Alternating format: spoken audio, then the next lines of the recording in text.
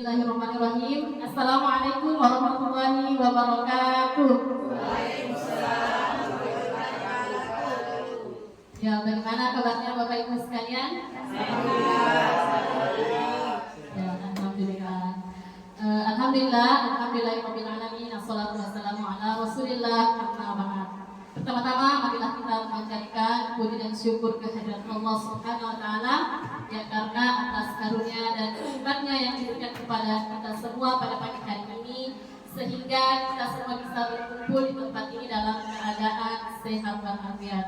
Salawat dan salam marilah kita senantiasa kirimkan kepada Nabi kita, Nabi Muhammad SAW, Nabi yang sudah seharusnya menjadi suri tauladan kita dalam melaksanakan segala aktivitas kita. Ya, sebelum kita memulai kegiatan kita pada pagi hari ini, saya ingin mengucapkan banyak terima kasih kepada Ibu Kepala Sekolah yang telah memberikan izin kepada kami untuk melaksanakan kegiatan sosialisasi pemahaman budaya positif ini, dan juga kami ingin mengucapkan terima kasih yang sebesar-besarnya kepada rekan-rekan guru sekalian atas kesediaannya menghadiri kegiatan kami ini. Nah, adapun susunan acara pada kegiatan pada pagi hari ini, yang pertama yaitu pembukaan yang telah kita laksanakan tadi, kemudian sambutan oleh kepala sekolah, kemudian sosialisasi budaya positif, dan acara terakhir adalah penutup. Ya, baiklah Bapak Ibu sekalian, untuk mengefisienkan waktu, ya langsung saja kita beranjak ke kegiatan yang kedua, yaitu sambutan oleh kepala sekolah. Ya, kami meminta kesediaan Bapak dan Ibu Kepala Sekolah untuk sedikit memberi sambutan terkait kegiatan pemahaman sosialisasi pemahaman budaya positif ini. Assalamualaikum warahmatullahi wabarakatuh. Pertama-tama menyampaikan bersyukur kepada Allah Subhanahu wa taala karena di pagi yang cerah ini kita sempat berkumpul bersama-sama untuk melaksanakan sesuatu kegiatan guru bergerak, dan saya berterima kasih banyak kepada seluruh guru yang ada di sini. Mudah-mudahan ini adalah merupakan motivasi untuk kita semua. Lalu kami sampaikan kepada guru semua yang ada di sini, sebenarnya tujuan utama ini adalah merupakan istilahnya tahun 90-an untuk proteksi, mengajar guru untuk mengajar yang lebih bagus, yang lebih relevan dengan PBN yang ada di SMP misalnya. Kenapa saya katakan seperti ini? Sejak dari sini sampai di Jakarta, saya amati memang merupakan satu pelajaran termasuk kepala sekolah. Waktunya cuma saya yang tidak dapat Pak Besar berdebat di sana.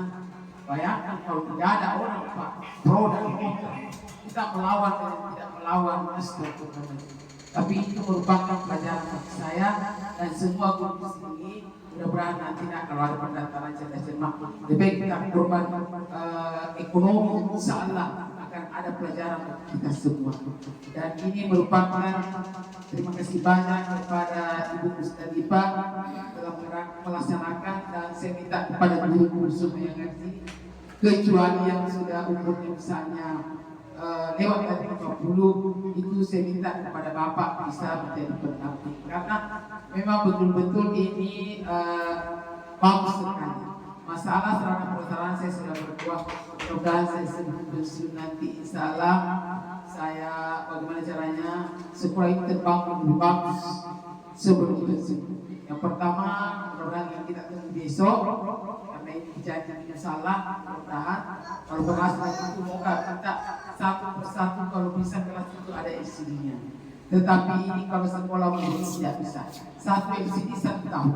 Apakah mampu kalau sekolah yang bertujuh tahun baru bisa? Jadi saya berusaha di mana dapat bantuan.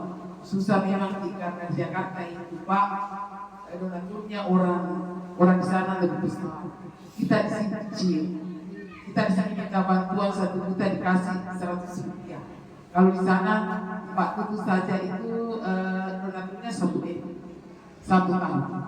Jadi biar apa saya kasih donatur 1 yang di sini, jangan LCD 1 semua kelas pakai AC. Tapi itu doa saya untuk sekarang bagaimana bisa prasarana karena mengingat guru yang ada di sini cukup lumayan cerdas dan pintar. Kenapa saya nanti tahu seperti itu? Ada tiba-tiba kemarin yang muncul Ibu Risma, itu jam itu menit jam 9 kusuruh bikin proposal dan saya bantu karena saya tidak lancar begini, jam 12 selesai dan itulah yang dibawa oleh kita. Terima kasih Bu Risma, mudah-mudahan ada insya Allah berhasil dan sukses nanti. Ini kan namanya proposal, kita tidak tahu berapa dikasih, tapi saya akan berjuang karena adanya motivasi dikasih oleh Dr. Sarid. Ya dia mau datang besok ke Arnold. Nah ditanya tadi apakah semua guru dipanggil? Tidak semua sekolah, cuma SMP 180 karena SMP 180 itu orang alumni dari sini. Mungkin siswanya Pak Hasbi atau saya tidak tahu siswanya, tapi itu orangnya masih muda, tetapi dia itu konsultan kementerian perdagangan. Jadi memang Pak, dan itulah yang memfasilitasi Ibu Fatma, Adriana, saya dan siapa lagi itu Mustalifah. Seandainya uang tak keluar, rata-rata 5 juta per orang tidak cukup. Tapi karena ada yang meninggal di tiket 12 juta PD, itulah yang kita syukur sekali. Ya, itu adalah tugas saya dan tanggung jawab saya nanti kalau besok datang. Terserah saya mau kubah, karena saya berserah. Memang berat, mudah-mudahan dia bisa memberikan motivasi juga kepada kita semua. Termasuk adik-adik, begitu selesai bicara dia kagum adik-adik. Bu, apa kita bikin? Saya bilang, Mustalifah bilang, Bu, kamu cerdasnya ternyata orang-orang kawan bilang kecil semua buku bicara saya apa? Saya bilang saya tak bisa. Anda mampu. Kenapa? Pak. Tetapi saya minta kepada adik-adik semua, jangan lihat semua orang lain punya bodoh. Tidak ada kecuali. Begitu pula juga orang miskin. Semua orang lain punya miskin, tidak ada yang tahu apa-apa. Tetapi kalau ada orang meninggal tidak berhasil, orang bodoh. Karena kemiskinan itu bisa berubah, kebodohan itu bisa berubah. Seperti ini, mungkin saya bersyukur selama saya ada di sini. Awalnya agak kuliah gurunya, begitu saya keras, tidak boleh harus bicara. Termasuk Sakina sudah jadi pemateri.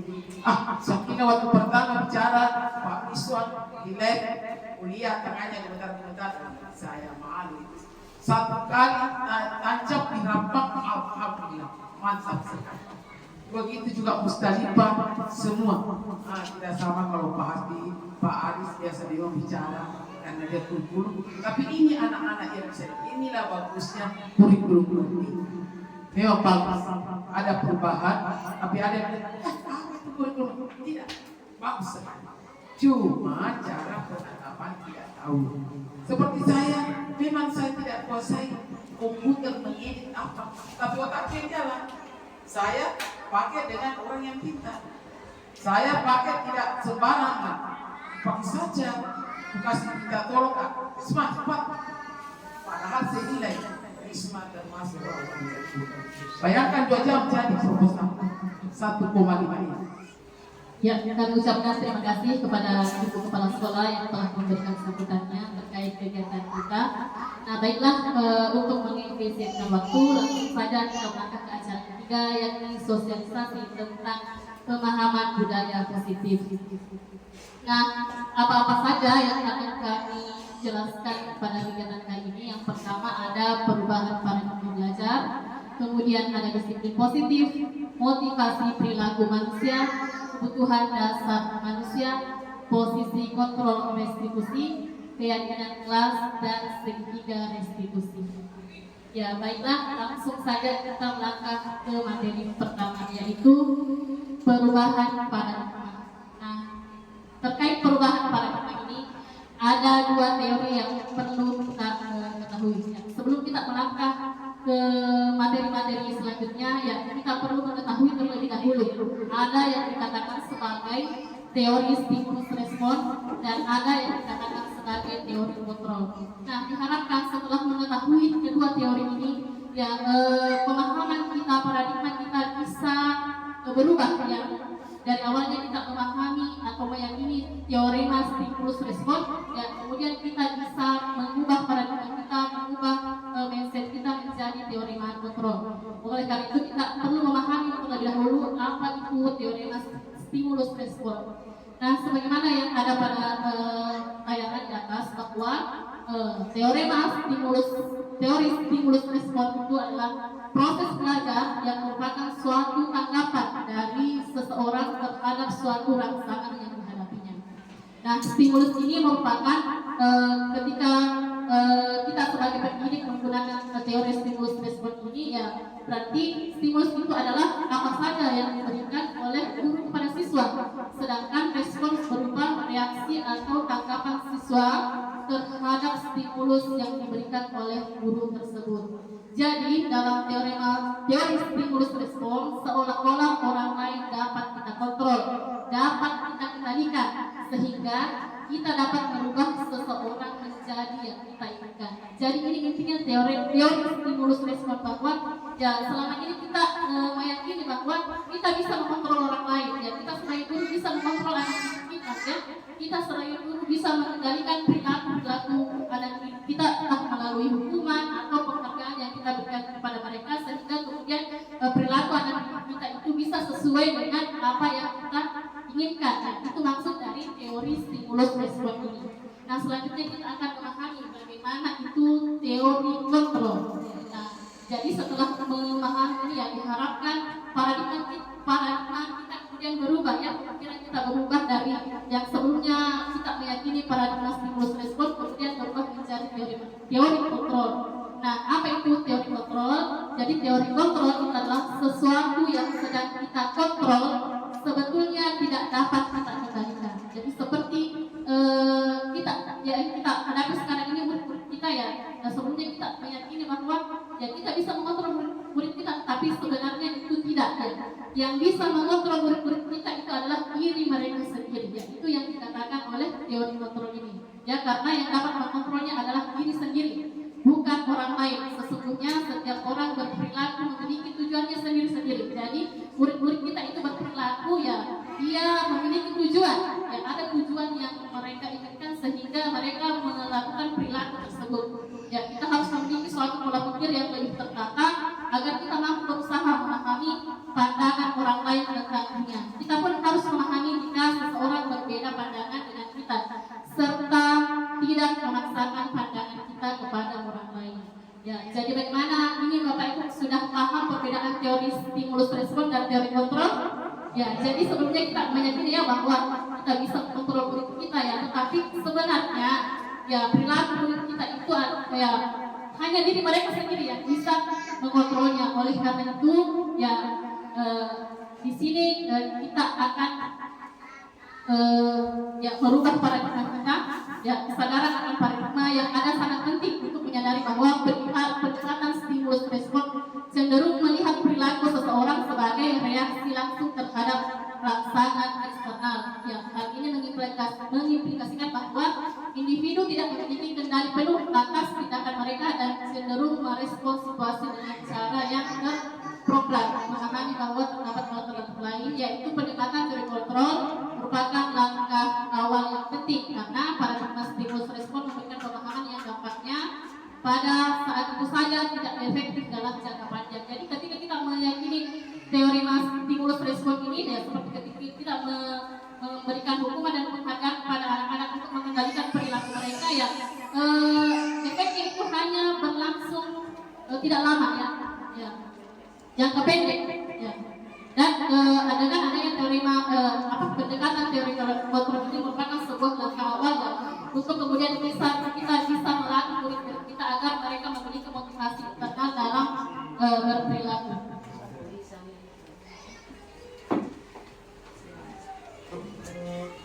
Nah, selanjutnya bagaimana seseorang bisa berubah dari paradigma stimulus respon kepada pendekatan teori kontrol?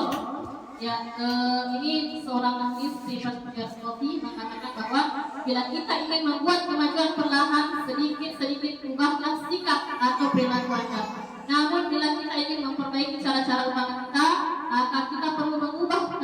tujuan kita. Ubahlah bagaimana Anda melihat dunia, bagaimana Anda berpikir tentang manusia. Ubahlah paradigma Anda, skema pemahaman dan penjelasan aspek-aspek tertentu tentang realitas. Ya, di sini kita bisa melihat yang perbedaan dari stimulus respon dan teori kontrol.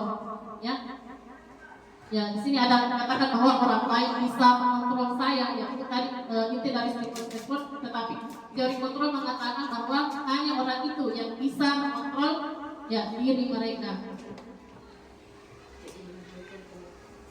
Ya, di sini kita bisa lihat perbedaannya ya, terlihat sangat berbeda. Ya, bagaimana Bapak Ibu tentang perbedaan teori tadi sudah mengerti? Ya. Jadi intinya adalah kita sebagai seorang guru tidak bisa ya mengendalikan secara utuh ya anak kita ya, sehingga dibutuhkan motivasi total dari dalam anak kita untuk kemudian berperilaku. Ya, selanjutnya kita melangkah ke disiplin positif. Ya, kata disiplin ini berasal dari kata disiplina yang artinya ya, belajar. Ya, disiplin ini mengacu pada disiplin diri yang memiliki tanggung jawab terhadap apa yang dilakukannya berdasarkan nilai yang dia inginkan. Jadi pengertian disiplin positif ini ya dia mengacu pada kita berperilaku sesuai dengan apa nilai-nilai yang kita yakini. Kemudian disiplin positif merupakan salah satu cara penerapan disiplin yang bertujuan untuk menumbuhkan kesadaran serta memberdayakan peserta didik tanpa imbalan, penghargaan, reward, ancaman ataupun hukuman. Ya, ini disiplin positif ini berangkat dari teori kontrol ya, bahwa ya diharapkan kemudian itu anak-anak berperilaku berdasarkan nilai-nilai yang mereka yakini ya, tanpa adanya mereka takut akan imbalan, ancaman, hukuman ataupun mereka berperilaku karena adanya penghargaan. Nah, sebagai pendidik, tujuan kita adalah menciptakan peserta didik yang memiliki disiplin diri sehingga mereka berperilaku mengacu pada nilai-nilai kebajikan universal dan memiliki motivasi intrinsik dalam perubahan perilaku ke arah yang lebih baik. Jadi tugas kita sebagai seorang guru ya ini menciptakan peserta didik kita ya, sehingga kemudian mereka berperilaku karena ya motivasi dari dalam diri mereka, bukan karena takut hukuman, karena mau diberikan penghargaan yang mereka berperilaku seperti itu, tapi diharapkan kita sebagai seorang pendidik menumbuhkan motivasi intrinsik pada diri murid-murid kita.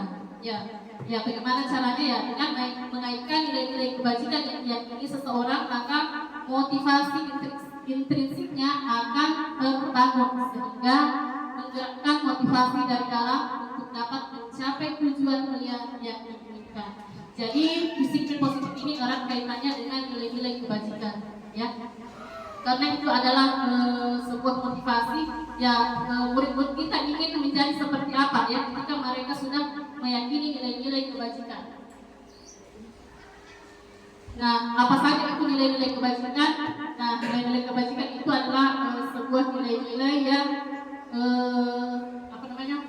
disepakati bersama ya, tanpa adanya latar belakang memandang latar belakang agama, bahasa, suku dan bangsa. Nah, di sini ada beberapa nilai-nilai kebajikan yang bersumber dari beberapa organisasi. Ya, kalau kita sendiri sebagai seorang tenaga pengajar, tenaga pendidikan ya, kita menggunakan profil belajar Pancasila sebagai nilai kebajikan yang kita yakini. Ya, itu yang pertama beriman dan bertakwa pada Tuhan Yang Maha Esa dan berakhlak mulia, berkebinekaan global, gotong royong, mandiri, kreatif dan bernalar kritis. Di sini juga ada dua nilai-nilai kebajikan yang diyakini oleh organisasi ini, ya, Ibu Primary Games Program dan keterampilan hidup.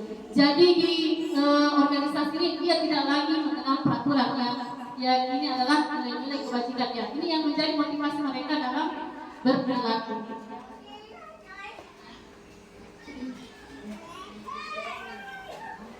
Nah, selanjutnya kita melangkah ke kebutuhan dasar manusia.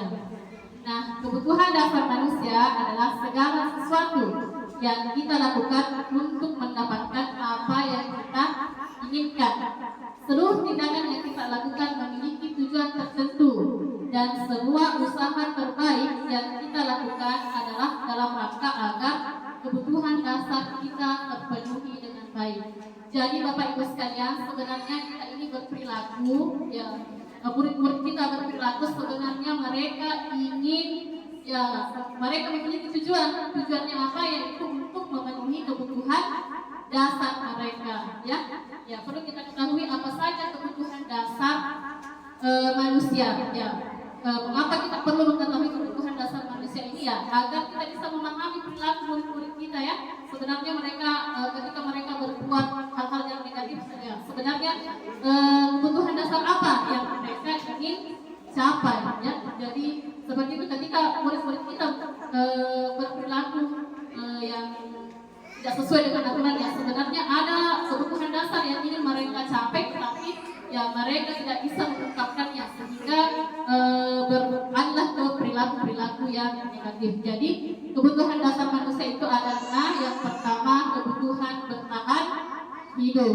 Ya, kebutuhan ini adalah kebutuhan yang paling mendasar, ya, yang berupa makanan, pakaian, tempat tinggal, keamanan, dan kesehatan. Ya, kebutuhan dasar bertahan hidup ini, ya, lebih bersifat fisiologis, ya, lebih bersifat fisiologis.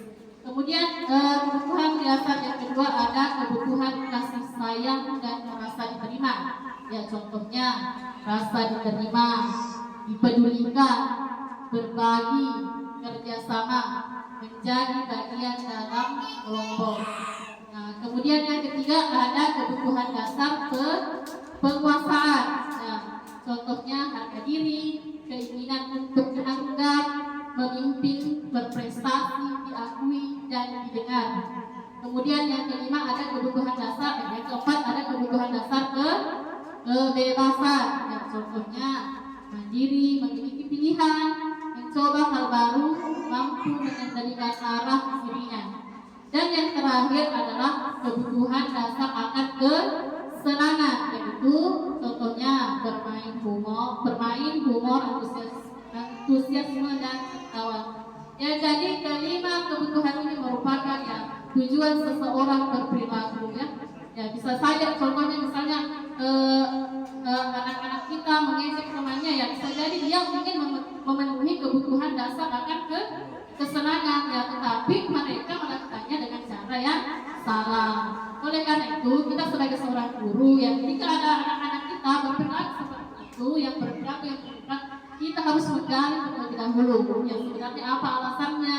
Ya, mungkin ada kebutuhan dasarnya yang tidak mereka penuhi sehingga mereka berperilaku seperti itu, dan kita bisa mengarahkan murid kita agar bisa, ya, berperilaku yang sesuai. Ya, mungkin itu saja untuk kebutuhan dasar.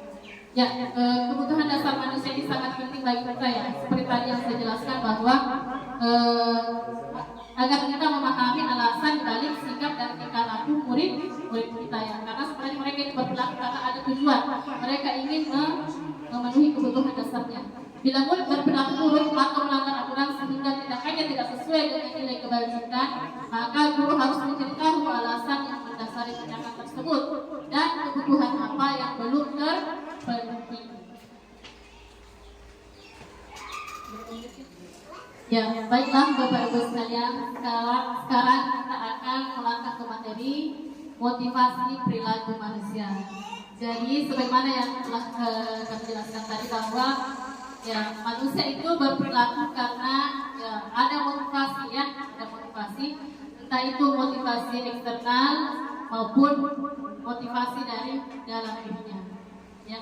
Nah, di sini ada 3 motivasi perilaku manusia, ya, yang mungkin kita pernah lakukan, ya. Yang pertama, ya, kita berperilaku karena ingin menghindari ketidaknyamanan atau hukuman. Nah, motivasi ini, ya, merupakan motivasi yang berasal dari luar diri kita. Jadi kita berperilaku karena adanya sesuatu dari luar ya yang mendasari perilaku kita, ya, karena kita ingin menghindari ketidaknyamanan atau hukuman. Nah, motivasi yang kedua yaitu untuk mendapatkan imbalan atau penghargaan dari orang lain. Ya, ini juga adalah motivasi eksternal yang mendasari perilaku kita.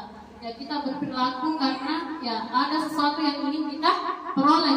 Ya, ya bagaimana caranya kita akan berusaha berperilaku. Ya, bagaimana caranya supaya saya bisa memperoleh imbalan itu, saya bisa memperoleh penghargaan itu. Ya, begitu pula dengan murid-murid kita. Ya, tentunya murid-murid kita mungkin ya ada yang berperilaku karena dasari oleh motivasi ini. Ya. Yang pertama untuk menghindari ketidaknyamanan, kemudian untuk mendapatkan penghargaan dari orang lain. Ya, mungkin di antara kita mungkin ada yang mau bercerita ya, pernah memberikan hukuman atau bagaimana, dan bagaimana efeknya ke murid-murid kita. Apakah mereka tetap melaksanakan pelanggaran itu atau ya sudah berhenti ya. Nah, kita mau lihat efeknya bagaimana ketika kita memberikan hukuman atau ketika kita memberikan penghargaan kepada murid-murid kita. Apakah perilakunya itu mereka berperilaku dalam jangka panjang seperti itu atau hanya berhenti sampai di situ saja ya. Mungkin ada dari Bapak Ibu yang mau bercerita bagaimana. Ya, sebetulnya di kelas ya ada siswanya yang tidak mengerjakan tugas, kemudian kita memberikan hukuman. Apakah selanjutnya mereka tetap mereka sudah berhenti ya, tugasnya sudah lancar masuk setelah diberikan hukuman, ya, begitu maksud saya. Ataukah ya, pemberian hukuman ini ya memberikan efek jangka panjang kepada murid kita. Mungkin ada yang bisa bercerita, Bu? Sini saya. Iya, bagus. Pengalaman dulu tuh.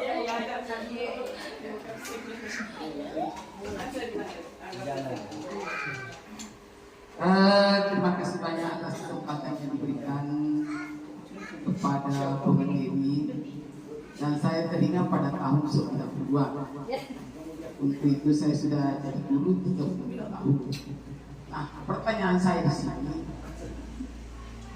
ini saya seorang guru. Bagaimana caranya memberikan motivasi kepada anak-anak yang perilakunya kurang mampu di bidang studi matematika? Karena seingat saya matematika itu adalah mata pelajaran yang paling dibenci oleh siswa. Karena katanya susah. Bagaimana cara memberikan motivasi kepada anak yang berpelajar? Yang kedua, saya pernah dapatkan siswa yang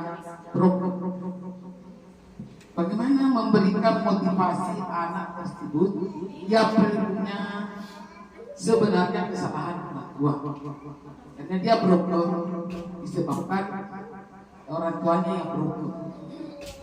Lalu yang ketiga, memberikan motivasi kepada anak-anak yang banyak main di kelas. Ada anak-anak sebenarnya pintar, satu kali diterangkan anak langsung tahu, tetapi itu mungkin anak-anak ada sedikit dari pengaruh dari keluarganya atau apa, mungkin anak satu-satu, mungkin anak orang kaya atau bagaimana, tetapi sepertinya cuek kepada guru. Dia cuek kepada guru. Apa itu matematika sebentar kerja. Ini bagaimana cara memberikan motivasi, memberikan pendekatan kepada anak yang tersebut seandainya di kelas itu ada terjadi seperti itu. Terima kasih.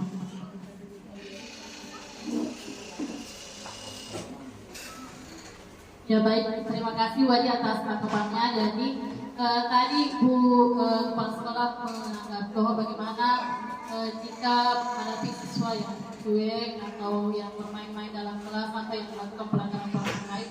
Nah, ini ada kaitannya dengan materi terakhir nanti terkait dengan segitiga restitusi. restitusi ya. Jadi nanti lebih akan lebih dijelaskan di situ. Nah di sini yang ingin saya tanggapi tadi bahwa motivasi ini dengan memberikan hukuman dan atau penghargaan yang merupakan motivasi eksternal itu yang ternyata hanya memberikan efek jangka pendek kepada siswa kita. Ya mereka melakukan melakukan perilaku tersebut ya hanya dalam jangka pendek ya.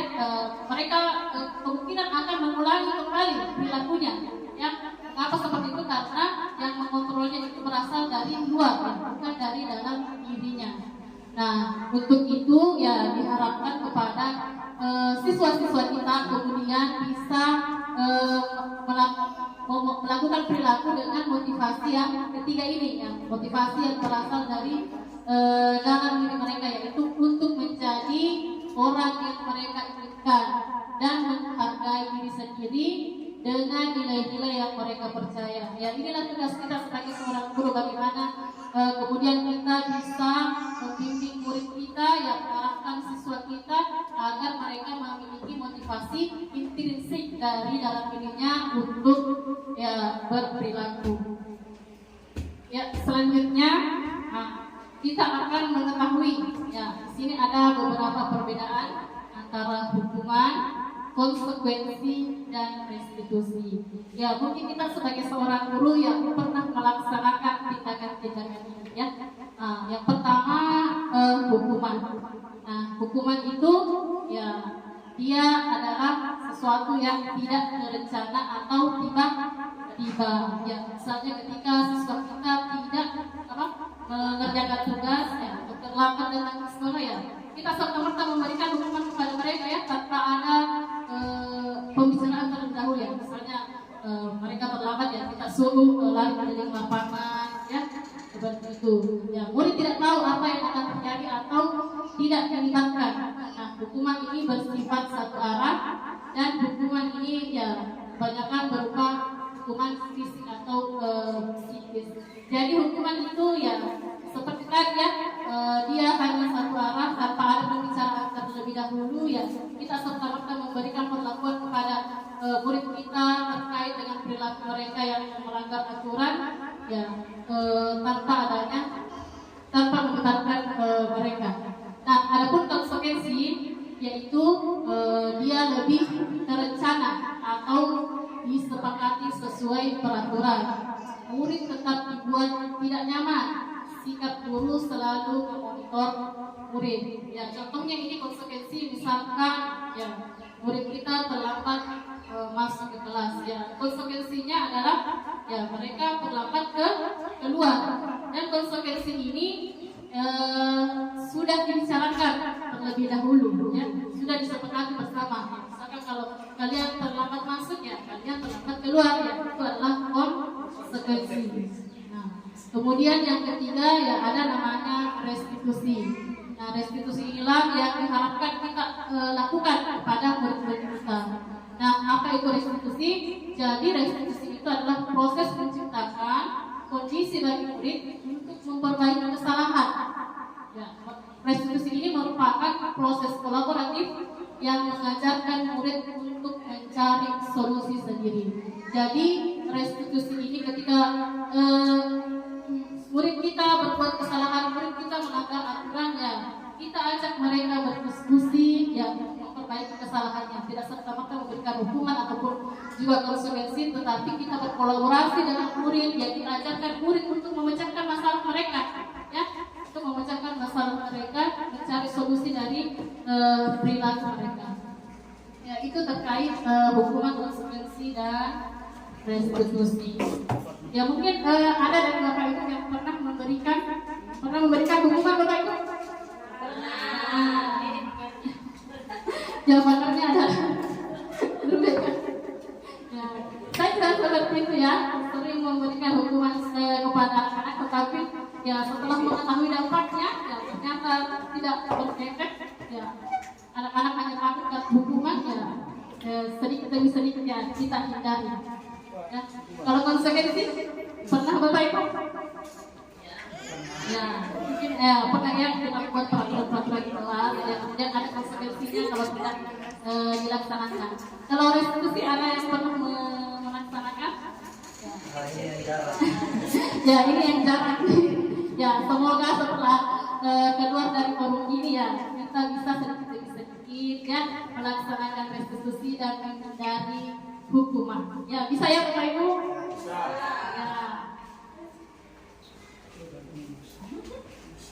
Nah kemudian kita akan mempelajari ya ada 5 posisi kontrol kita sebagai seorang guru dalam menghadapi murid-murid kita.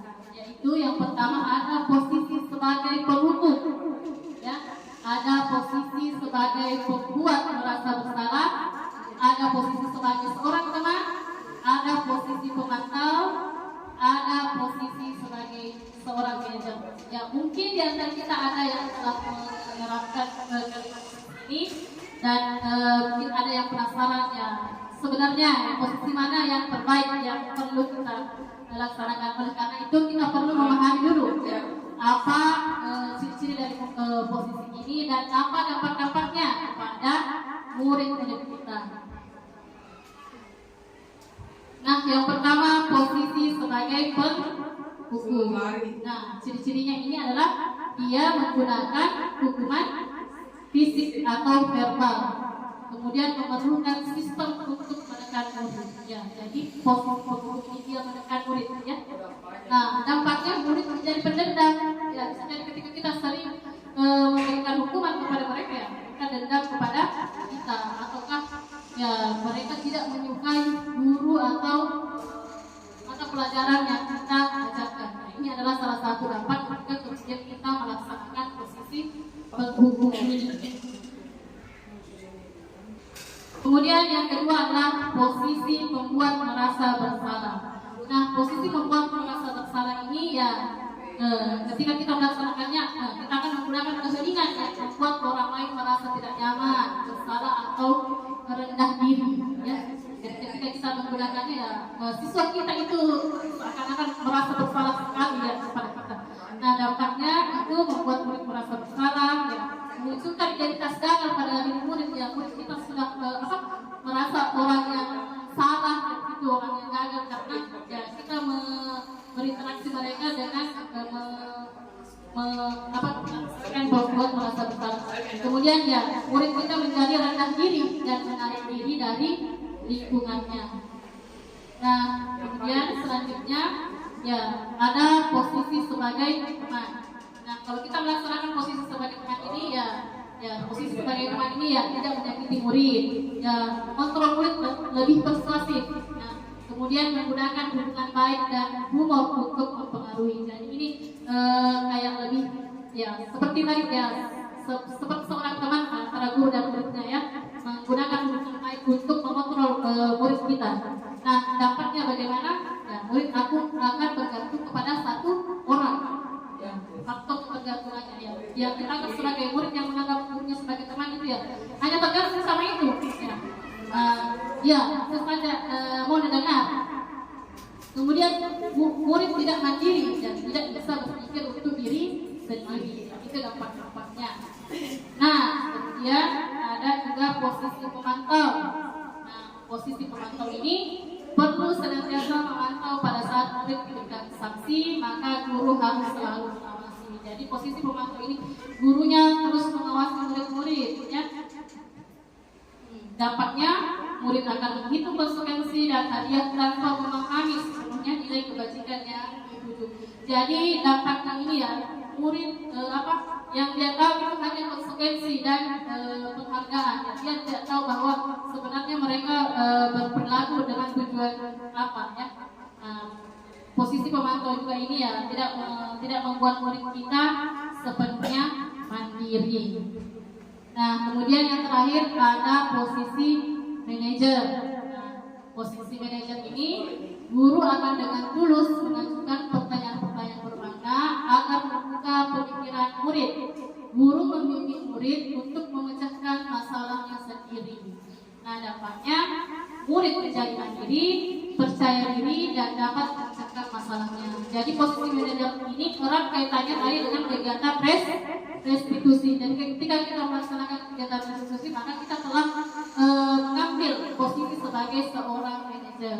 Jadi Bapak Ibu sekalian, terkait dengan 5 posisi kontrol tadi, kira-kira posisi mana yang lebih pantas kita laksanakan kepada murid kita dalam menghadapi perilaku murid kita?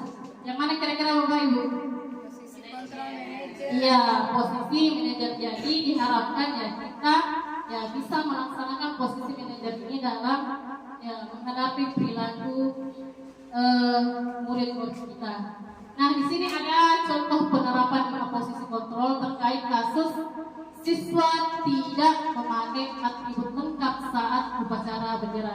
Nah, di sini akan ada beberapa contoh bagaimana posisi penghukum, pembuat rasa bersalah dan lain-lain. Ya, kasusnya itu ya, siswa tidak memakai atribut lengkap saat upacara bendera. Ya, mungkin sering kita temui ini. Ya, tiga kan? Ya, siswa tidak atributnya tidak lengkap. Iya, saat apel pagi sering kita jumpai. Ya, kira-kira saat apel pagi atau saat upacara kita sering menggunakan posisi apa? Ya, menghukum ya. Ya, bentuk hukumannya seperti apa yang biasa kita lakukan? Ya. Ya, jadi kalau kita mengambil posisi penghukum, ya kita biasanya langsung memberikan hukuman. Ya, misalkan pada kasus ini ya, korban berbendera selama 1 jam. Ya, karena ada melanggar atributnya tidak lengkap. Iya, jalan BB, bukan sampah, WC. Kemudian bagaimana kalau kita mengambil posisi sebagai pembuat merasa bersalah? Nah, maka kita akan mengatakan seperti ini kepada mereka. Berapa kali ibu bapak harus memberitahu kamu selalu saja mengecewakan ibu bapak. Jadi sini ada kata mengecewakan yang membuat murid merasa bersalah, ya, sehingga tadi muncul identitas gagal pada diri murid, ya, merasa tidak nyaman, tidak merasa nyaman kepada gurunya karena gurunya ya membuat murid ini merasa bersalah. Nah, itu perbedaannya. Nah, bagaimana kalau posisinya sebagai teman? Ya, apa yang akan kita lakukan? Ya, seperti ini. Ayo dong ikuti aturan sekolah. Tolong bantu ibu bapak ya sekali ini. Ya sudah, tidak apa-apa, lain kali jangan sampai berbuat seperti ini lagi ya. Nah, di sini posisi temannya ya ada kata tolong bantu ya. Nah, lebih interaksinya lebih kepada sebagai teman ya.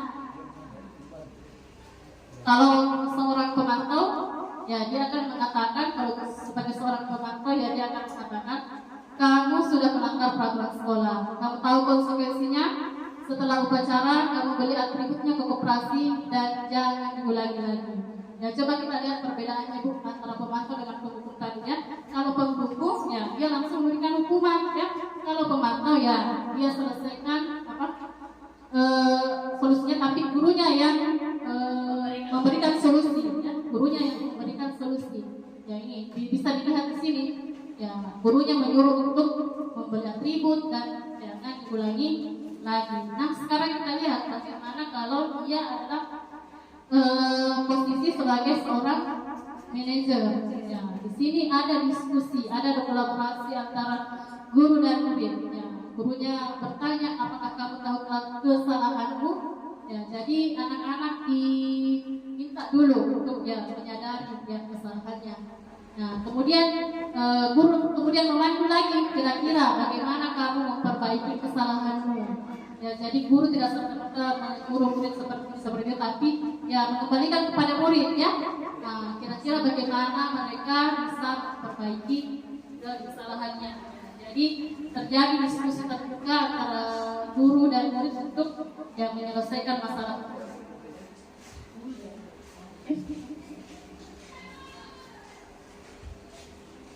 Nah, bagaimana Bapak Ibu sudah paham tadi tentang kelima posisi kontrol?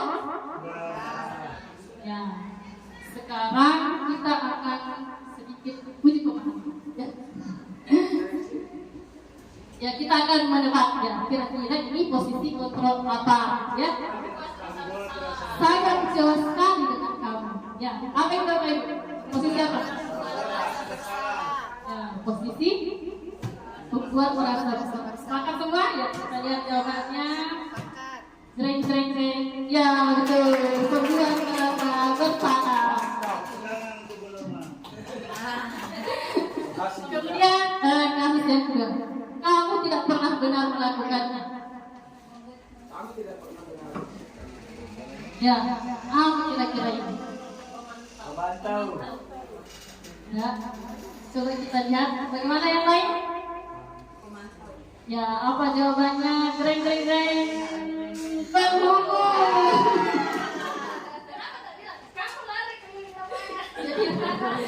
Soalnya mungkin yang salah.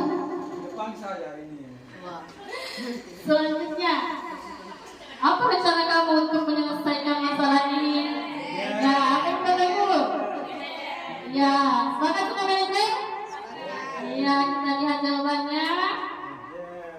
Iya, betul, teman-teman. Semua. Selanjutnya, ayolah, bukan demi dosa ibu ya. Apa ini?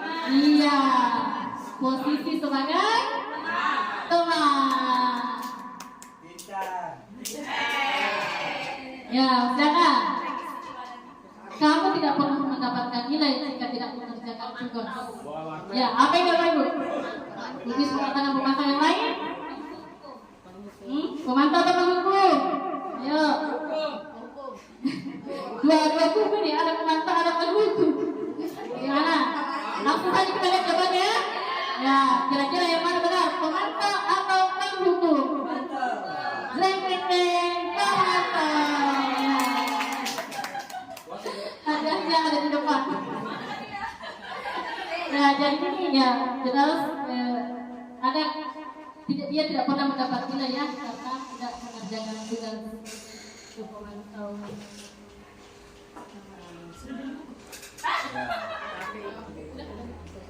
Ya, baiklah Bapak Ibu sekalian, sekarang kita akan membahas lagi tentang keyakinan kelas. Nah, mengapa harus keyakinan kelas? Mengapa bukan peraturan kelas? Ya, sebelum menjawab itu ya kita jawab dulu. Ya, kira-kira Bapak Ibu yaitu menggunakan helm. Ya, apa alasannya? Mengapa kita memiliki peraturan tentang penggunaan helm pada saat mengendarai kendaraan roda dua? Takut polisi. Ya, takut polisi. Ada lagi? Ya, sebagai pelindung. Ada lagi Bapak Ibu? Ya, yang kedua, mengapa kita memiliki peraturan tentang penggunaan masker dan mencuci tangan setiap saat? Apa kira-kira? Ya, agar bersih, terhindar dari kuman. Iya, terhindar dari debu. Terhindar dari rahasia waktu zaman corona. Ya, terhindar dari rahasia. Langsung makan kalau ada cara diganggu. Nah, ketika kita meyakini bahwa sebenarnya kita menggunakan helm itu karena kita ingin menjaga keselamatan atau kesehatan, ya inilah yang disebut sebagai suatu keyakinan, yaitu nilai-nilai kebajikan universal yang disepakati secara tersirat dan tersurat, yang lepas dari latar belakang suku, negara, bahasa maupun ya agama. Nah, nilai-nilai kebajikan ini menekankan pada keyakinan seseorang akan lebih memotivasi seseorang dari dalam. Seseorang akan lebih tergerak dan bersemangat untuk menjalankan keyakinannya daripada hanya sekadar mengikuti serangkaian peraturan tertulis tanpa makna. Jadi Bapak Ibu sekalian, ketika kita meyakini sebuah nilai, maka ya kita akan lebih bersemangat untuk tergerak ya, dibandingkan ketika kita hanya melaksanakan peraturan-peraturan yang tidak kita tahu apa makna dari peraturan tersebut. Maka dari itu penting kemudian untuk kita membuat sebuah keyakinan ya, itu tadi agar ya muncul motivasi dari dalam diri. Nah, murid-murid pun demikian, mereka perlu mendengarkan dan memahami arti sesungguhnya tentang peraturan-peraturan yang diberikan, apa nilai-nilai kebajikan di balik peraturan tersebut, apa tujuan utamanya, dan menjadi tidak tertarik atau takut sehingga hanya sekedar mengikuti serangkaian peraturan. Dan begitu juga dengan murid kita, ya kita ingin sama-sama murid kita meyakini sebuah nilai, ya meyakini sebuah nilai agar mereka berperilaku termotivasi dari nilai-nilai yang mereka yakini tersebut, ya bukan karena adanya peraturan-peraturan yang mereka tidak tahu apa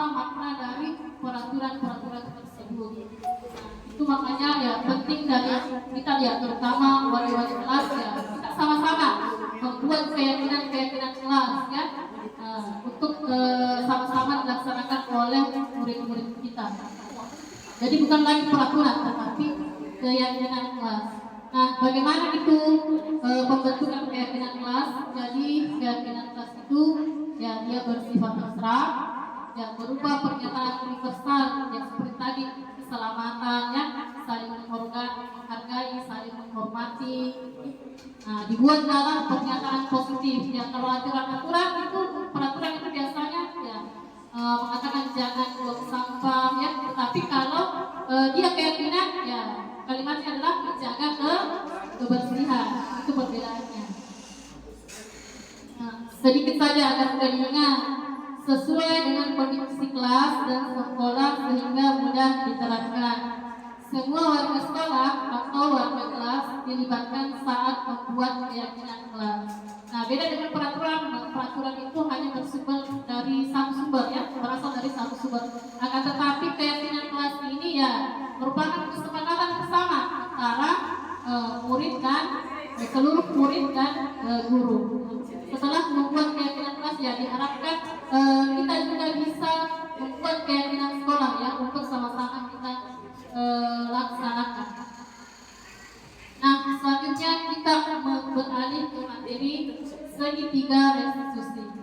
Nah, apa itu segitiga restitusi? Ya, jadi segitiga restitusi itu adalah suatu proses dialog yang dijalankan oleh guru atau orang tua agar dapat menghasilkan murid yang mandiri dan bertanggung jawab. Jadi segitiga restitusi ini kita gunakan ya ketika kita menghadapi ya perilaku murid ya, mereka berbuat kesalahan atau ya melanggar aturan. Nah, bagaimana tahapan-tahapan dalam melaksanakan segitiga restitusi? Jadi sebagaimana segitiga itu ya segitiga sisi, ya begitu juga dengan segitiga restitusi, dia memiliki 3 langkah. Langkah yang pertama, nah, ketika kita menghadapi murid yang sedang berbuat kesalahan, ya langkah pertama yang kita lakukan adalah terlebih dahulu kita stabilkan identitasnya, ya. Kita stabilkan identitasnya bahwa kamu bukan orang yang gagal, ya. Manusia itu wajar untuk berbuat kesalahan. Nah, kemudian yang kedua yaitu kita validasi tindakan yang salah.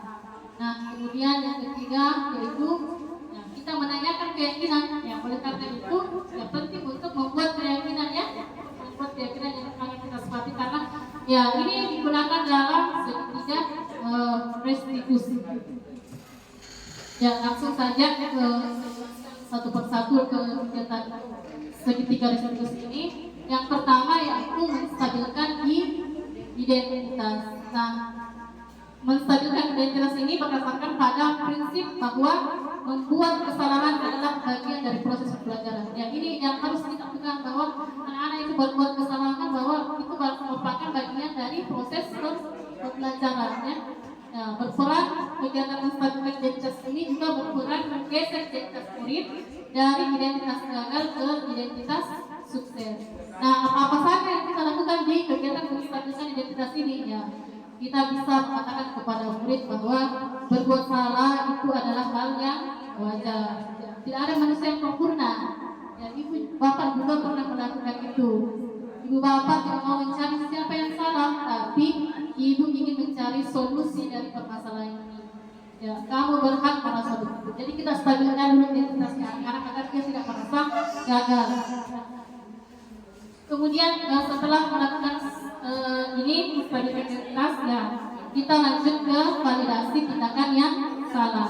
Nah, kegiatan ini bertujuan ya berdasarkan pada prinsip setiap perilaku berupaya memenuhi sebuah kebutuhan tertentu, ya seperti tadi yang dijelaskan di materi awal bahwa perilaku itu masing-masing memiliki tujuan, ya, untuk memenuhi kebutuhan dasarnya. Nah, guru akan bergeser dari pemikiran stimulus respon menjadi proaktif. Nah, apa saja yang bisa kita katakan di bagian ini yaitu ya kamu pasti punya alasan mengapa melakukan itu. Jadi kita gali murid apa alasannya mereka melakukan perilaku tadi. Padahal bisa melakukan yang lebih buruk dari ini, ya. Ya, kamu patut bangga karena telah melindungi sesuatu yang penting buatmu. Kamu melakukannya karena mempertahankan sesuatu yang penting bagimu. Ya, ini yang bisa kita katakan dalam kegiatan ini, validasi tindakan yang salah.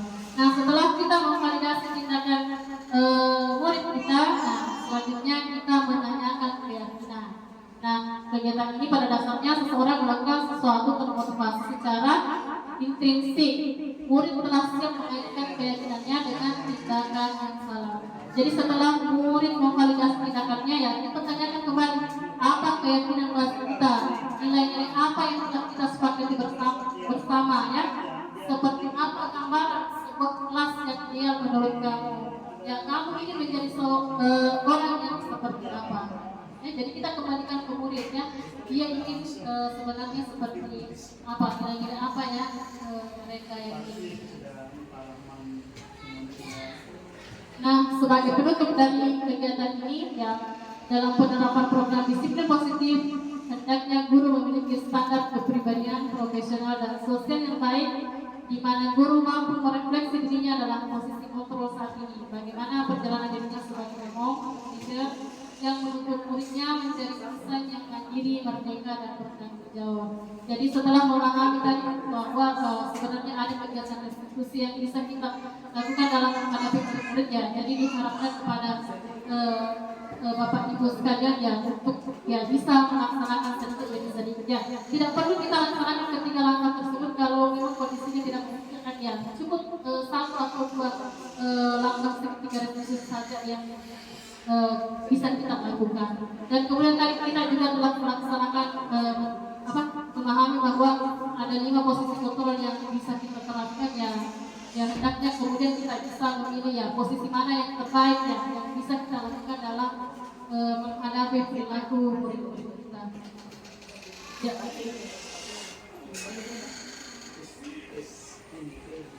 Ya, baiklah Bapak Ibu, itulah tadi materi yang telah kami jelaskan terkait budaya positif.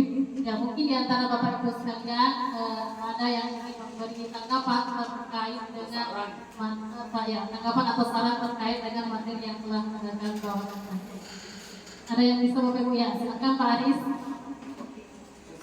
Terima kasih. Assalamualaikum warahmatullahi wabarakatuh. Menarik tadi kita simak bersama apa yang disampaikan oleh Ibu Mus terkait dengan disiplin positif ini. Terkait dengan kondisi sekolah kita saat ini, ada 2 barangkali yang perlu kita jadikan kesimpulan demi bagaimana menumbuhkan budaya positif di sekolah kita. Tadi pemateri mengatakan bahwa yang paling bagus adalah anak-anak ketika melakukan tindakan disiplin adalah yang merasa ada motivasi intrinsik dari dalam dirinya. Itu yang paling betul, bukan takut kepada peraturan sekolah, jadi betul-betul termotivasi dari dalam. Saya ingin menggarisbawahi bahwa tidak bisa kita menumbuhkan budaya positif di sekolah kita kalau ada 2 yang menurut saya. Yang pertama adalah kita buat program-program budaya positif di sekolah. Seperti kemarin kan waktu siswa masuk sekolah kita sudah laksanakan jabat tangan sama guru, dan mungkin akan ada guru kepala sekolah di sini kita tambah program-program yang menimbulkan budaya positif. Setiap pikir kan sudah ada membaca Al-Quran, ada membaca literasi. Itu ujungnya hanya ada 2 barangkali yang perlu kita perkuat. Yang pertama adalah keteladanan, yang kedua adalah kolaborasi. Yang pertama keteladanan, contoh saja kecil. Kita ingin budaya positif kepada siswa, misalnya ketika upacara supaya mereka siap tidak cerita, sementara di panggung upacara gurunya cerita. Jadi ini kan tidak tidak ada keteladanan. Jadi budaya positif itu muncul ketika ada keteladanan dari guru. Kita ajarkan anak-anak membaca perpustakaan, kita tidak pernah perpustakaan guru-guru. Jadi itu yang harus kita. Kemudian kedua, melaksanakan budaya positif. Barangkali nanti ada program-program yang bisa kita susun dalam melaksanakan budaya positif. Kemudian selanjutnya kolaborasi. Ada saya program-program di sekolah kita ini tidak jalan. Banyak siswa kita yang misalnya kemarin saya pikir masih ada yang tidak membawa buku membaca literasi. Barangkali di sini saran saya guru-guru mabel itu dan wali kelas bisa memberikan sedikit perintah ke anak walinya di grup WA masing-masing bahwa besok ada kegiatan literasi, ada kegiatan membaca Al-Quran, bawa supaya membantu sehingga sedikit anak-anak. Artinya awalnya kita laksanakan ini mungkin kita lebih mengarah ke bagaimana anak-anak motivasi ekspresi dulu, tapi lama-kelamaan akan menjadi kebiasaan sehingga anak kita itu membaca sudah merupakan keinginan dan hatinya memang untuk mendapatkan pengetahuan, bukan untuk dihukum. Jadi kesimpulan dari apa yang saya sampaikan dari pemateri ini sangat bagus, terutama mungkin kita juga guru bagaimana menanamkan disiplin positif pada diri kita sendiri sebelum ke anak-anak kita. Kasih. Assalamualaikum warahmatullahi wabarakatuh.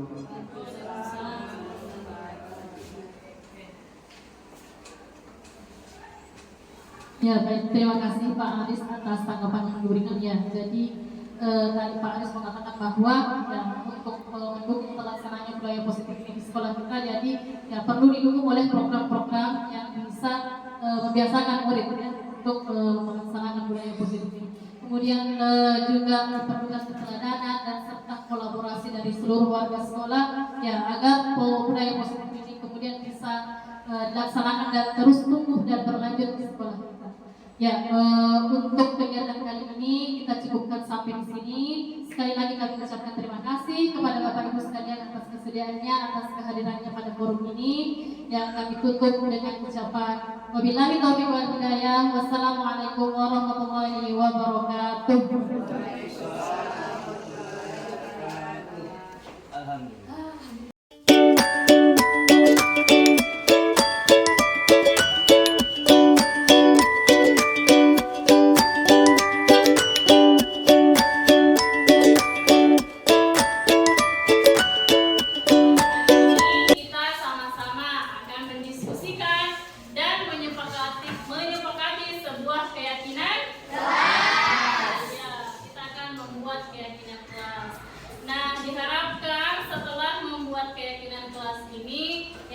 Kalian bisa sama-sama meyakini dalam hati, kemudian melaksanakannya dengan penuh tanggung jawab, ya.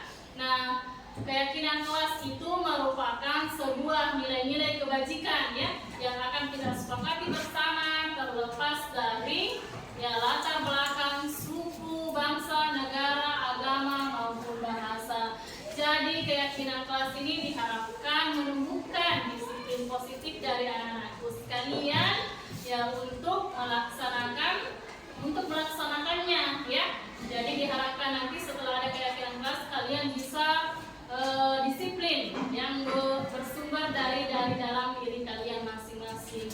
Nah, mungkin ada yang bertanya-tanya mengapa bukan peraturan kelas, mengapa harus keyakinan kelas? Ya, seperti yang telah Ibu jelaskan tadi bahwa keyakinan kelas ini ya diharapkan kalian bisa memunculkan motivasi dari dalam diri anak-anakku sekalian ya untuk melaksanakannya ya, tidak seperti dengan peraturan-peraturan kelas.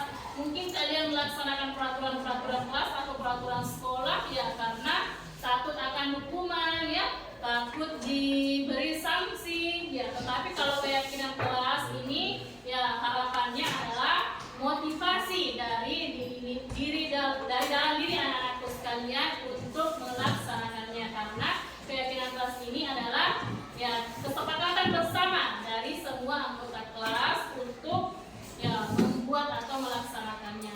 Nah, sebagaimana proses pembuatan keyakinan kelas itu, yang pertama kita berangkat dari peraturan-peraturan kelas ya. Jadi keyakinan kelas itu tetap bersumber dari peraturan kelas.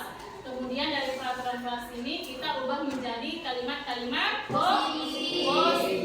Selanjutnya dari kalimat positif ini ya kita rumuskanlah keyakinan kelas. Nah, tentunya di kelas kita ini sudah ada peraturan-peraturannya. Ya, coba ada yang bisa ungkapkan apa saja peraturan-peraturan yang ada di kelasnya? Ya, coba Yuki, apa peraturan yang ada di kelasnya? Iya, betul, tidak mengeluarkan baju dalam kelas. Ada lagi peraturannya yang lain? Ya, Dian? Tidak membuang sampah sembarangan. Iya, tidak membuang sampah sembarangan. Apalagi peraturan yang ada di kelasnya? Ya, iya, tidak terlalu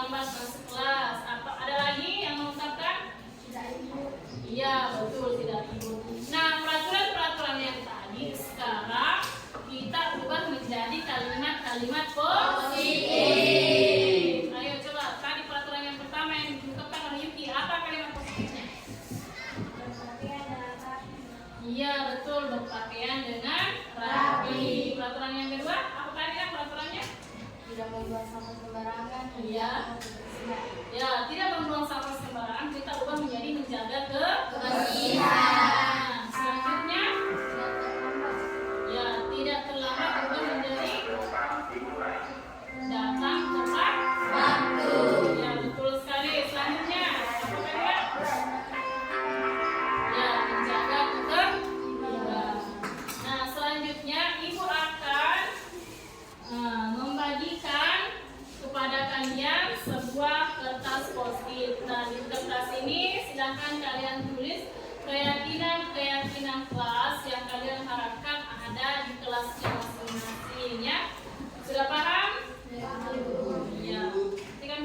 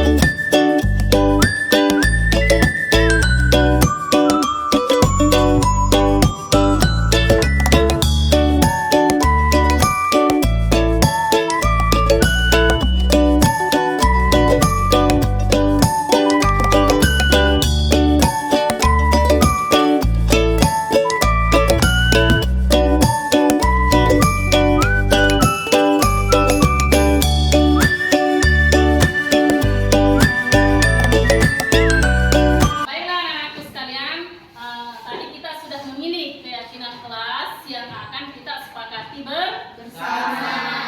Jadi keyakinan kelas yang akan kita sepakati yang pertama yaitu menjaga kebersihan. Bagaimana ini setuju? Setuju. Yang kedua datang tepat waktu. Kemudian yang ketiga menghargai pendapat teman. Ya, menghargai pendapat teman. Kemudian yang keempat disiplin. Selanjutnya saling menghormati dan menghargai. Ya, kemudian menjaga ketertiban, ya. Kemudian menjaga kesehatan. Kemudian tepat waktu mengumpulkan tugas. Jadi keyakinan kelas ini Ibu harapkan dapat kalian ya yakini dalam hati kalian dan laksanakan ya. Ya, jangan lagi ada yang takut akan dihukum nih karena tidak melaksanakan keyakinan kelas, karena keyakinan kelas ini adalah motivasi dari dalam diri kalian untuk berbuat ya. Jadi ini adalah keyakinan kelas yang sudah kita sepakati bersama ya.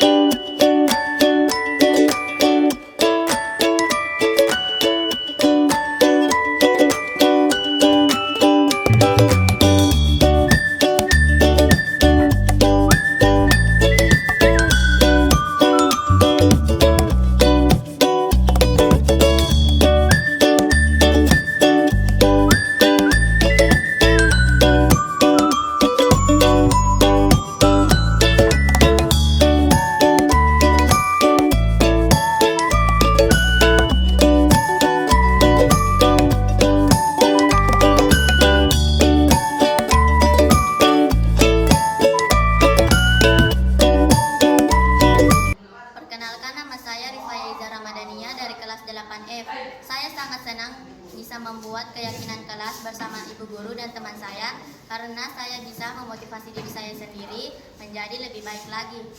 1, 2, 3. Perkenalkan, nama saya Natiza dari kelas 8F.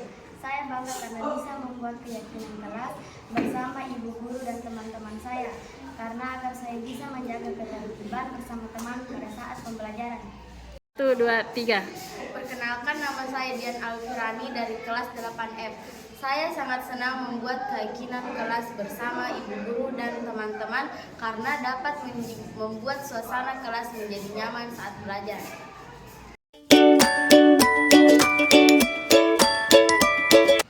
Assalamualaikum Bu. Waalaikumsalam. Bagaimana kabarnya Eva? Baik Bu.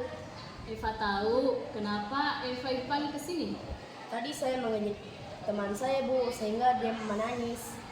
Eva, manusia tidak ada yang sempurna. Membuat kesalahan itu hal yang wajar. Iya Bu. Ibu memanggil Eva ke sini mau mengajak untuk bersama-sama mencari solusi dari masalah ini.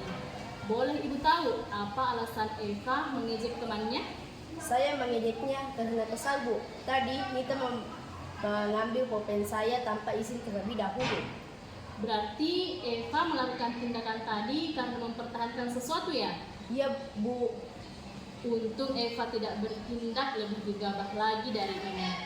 Iya Bu, untung saya masih bisa bersabar dan hanya mengejeknya saja. Ya, bagus kalau Eva lebih memilih untuk bersabar. Eva memilih untuk tidak berbuat lebih parah lagi, bukan? Iya Bu. Nah, sekarang coba Eva lihat tindakan Eva yang mengejek temannya dan berkata kasar. Apakah sudah sesuai dengan keyakinan kelas yang telah kita sepakati? Tidak Bu. Kira-kira keyakinan kelas apa yang tidak sesuai dengan tindakan Eva tadi? Berkata yang sopan dan menghargai orang Bu. Apakah Eva yakin berkata sopan dan menghargai orang lain penting buat Eva? Yakin Bu, kita perlu saling menghargai dan sopan dengan sesama. Baik, kalau begitu, apa Eva punya solusi untuk menyelesaikan permasalahan ini? Iya Bu, saya akan lebih bersabar dan berpikir sebelum bertindak. Ketika ada yang berbuat seperti itu kepada saya akan meminta balas saya dengan cara yang baik. Bagus sekali Eva. Sekarang bagaimana rasanya jika Eva berbuat seperti itu? Saya merasa senang Bu, karena bisa menjalin hubungan baik dengan teman. Betul sekali Eva. Berarti setelah ini Eva akan berkata sopan kan? Iya Bu. Selanjutnya, karena Eva sudah menyelesaikan permasalahan Eva, silahkan Eva untuk beristirahat kembali. Baik Bu, terima kasih Bu, saya pamit ya Bu. Ya.